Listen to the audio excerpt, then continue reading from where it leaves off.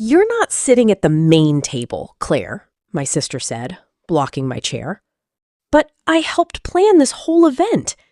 She smirked. "Yeah, but you don't belong there." Everyone stared.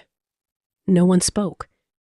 Then my mom added something worse that made my chest tighten. "I'm Claire Donovan. I'm 34, and I've spent most of my life making things perfect for other people, while somehow never being enough for my own family. I work as an event coordinator, the kind who fixes disasters before anyone even notices them. At work, people trust me. They thank me. They see me. But at home, it's always been different. My younger sister Lena has always been the favorite.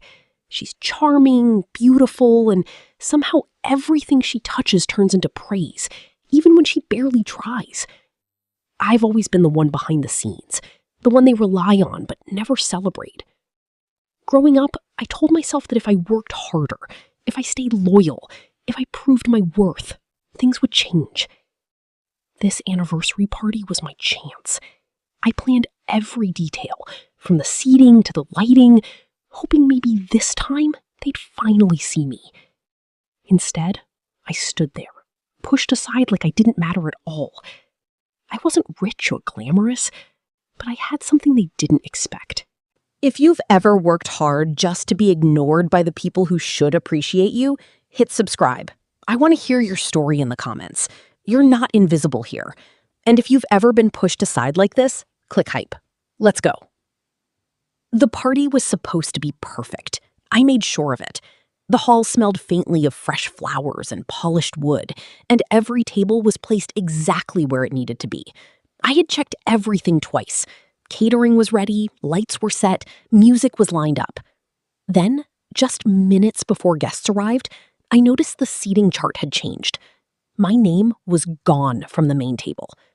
I found Lena standing there, adjusting place cards like she owned the moment. I walked up to her quietly and asked, "Why am I moved?" She didn't even look guilty. She just said, "Because this is about family image, not effort." My stomach dropped. Before I could respond, my mom stepped in. "Don't make a scene, Claire. You're good at working behind the scenes anyway." I stood there, stunned, as guests started walking in. I was guided to a corner table, near the staff. People I didn't even know looked at me like I worked there. One woman smiled and said, "Can you get me some water?" I almost laughed, but it didn't come out. It just sat in my chest, heavy and sharp. Later, I heard my mom proudly introducing Lena to guests. "She planned all of this," she said, her voice full of pride I had never heard directed at me. I felt something crack inside. During dinner, someone told me there was a lighting issue and asked me to fix it. I didn't even question it. I just did it. And then, as if that wasn't enough, my dad came up to me and said, "Can you step out for a bit and handle logistics in the other room?" That was the moment I realized they didn't even want me in the room anymore. I ended up in a small side room, surrounded by cables and equipment, while laughter echoed from the main hall. The sound of clinking glasses and soft music filtered through the walls, reminding me of everything I wasn't part of. My mom popped her head in at one point and said, "You're better at this stuff anyway." Just like that. No hesitation. No thought. I nodded, but something inside me had already started to shift. Through the slightly open door, I could hear Lena giving a speech. "I wanted to create something special for our family," she said, her voice smooth and confident. Applause followed. I stood there, unseen, listening to her take credit for everything I had done. That was when the hurt started turning into something else. Not anger, not yet, just clarity. My dad came in a little later, closing the door behind him. "Claire, just let this go," he said softly. "We'll make it up to you later." I looked at him and realized he believed that. He believed this was something that could be smoothed over with time, that this was normal, that I would accept it like I always had. I didn't argue. I didn't cry. I just watched him, really watched him, and saw the pattern clearly for the first time. This wasn't new. It had always been like this. I had just never stopped to question it. So I stopped reacting. I stopped fixing things right away. I started noticing everything instead. The way they spoke, the way they took, the way they expected me to stay silent. What they didn't know was I had been paying attention for years. I had saved messages, emails, even small voice recordings. At first, it wasn't about revenge. It was about making sure I wasn't imagining things. Every time something felt unfair, I kept a piece of it. Proof that it happened. Proof that I wasn't crazy. Over time, it became more than that. It became a record, a pattern. Lena's lies, my mom's dismissive comments, my dad's quiet excuses. It was all there. I never thought I would use it. I told myself it was just for me, just to understand my own life better. But standing in that small room, listening to my own work being praised under someone else's name, something changed. I remembered conversations about money that didn't add up, decisions made quietly without telling me, things that didn't sit right. They thought I was invisible, and that made it easy for them. Easy to talk freely, easy to reveal more than they realized. I stood there, holding my phone, and for the first time, I asked myself a simple question.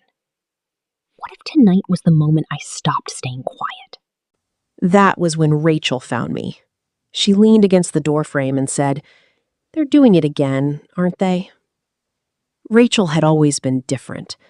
The one who didn't fit into their perfect picture. The one they talked about in low voices.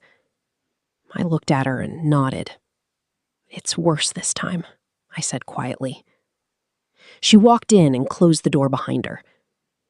"I figured. You disappeared and suddenly Lena's a hero." There was no judgment in her voice, just understanding. I told her a little of what happened. Not everything, just enough. She shook her head. "You don't have to stay quiet this time, Claire." I hesitated, then showed her my phone. A few recordings, a few messages. Her eyes widened slightly. "You kept all this?" I nodded. I didn't plan to use it. She smiled, but it wasn't soft. It was sharp. "Maybe it's time you do." Rachel helped me think clearly. She knew the event setup. She knew where the audio system connected. "You can plug in right before the final speech," she said. "Everyone will be listening." Meanwhile, in the main hall, the laughter kept growing. Lena was glowing under the attention. My mom walked past us once and said, "Claire knows her place." That was it. That was the final push. I looked at Rachel. "I'm done," I said. She nodded. "Then let's do it right." I walked back into the main hall just as Lena was finishing her closing speech. The room went quiet when people noticed me. I could feel every eye on me. But this time, I didn't shrink. I stepped closer to the stage and said, "You forgot to mention one thing. Who actually did the work?" Lena froze for a second, then forced a laugh. "Claire, don't do this here," she said under her breath. I didn't respond to her. I turned to the sound system and connected my phone. Rachel gave me a small nod from the side. Then I pressed play. The first clip filled the room. Lena's voice, clear as day, saying she didn't plan anything. A ripple moved through the crowd. Then my mom's voice, dismissing my work like it didn't matter. Then my dad, asking me to stay quiet. The room shifted. People started whispering. Faces changed. I stood there, calm, steady. "I didn't want attention," I said. "I just wanted honesty." Lena tried to step forward, but it was too late. The truth was already out. My mom looked stunned. My dad looked like he didn't know where to stand. I took a breath and said, "You didn't just push me aside tonight. You showed everyone who you really are." No one clapped. No one spoke. Just silence, heavy and real. And then the whispers started again. But this time, they weren't about me. I turned and walked away before anyone could say another word. Outside, the air felt cooler, lighter. I didn't rush. I didn't look back. Rachel caught up with me and smiled. That was a long time coming, she said. I nodded. My phone buzzed a few times, but I ignored it. I already knew who it was. Over the next few days, I heard things through relatives. Lena wasn't getting the same praise anymore. People were asking questions. My parents were forced to explain themselves in ways they never had before. I didn't feel guilty. Not anymore. This wasn't about hurting them. It was about finally choosing myself. I stopped answering their calls right away. I gave myself space. Real space. I focused on my work, on the people who actually saw me. And for the first time, I felt in control of my own life. I didn't need their approval anymore. I didn't need a seat at their table. For the first time, I didn't wait for a seat at their table. I walked away and built my own. If you've ever been pushed aside while someone else took credit for your work, you know how much that hurts. Share your story in the comments. I read every one. Subscribe to be part of a community that sees your value. You don't have to stay silent anymore. Click hype to help this story reach others who need it. Your story has power.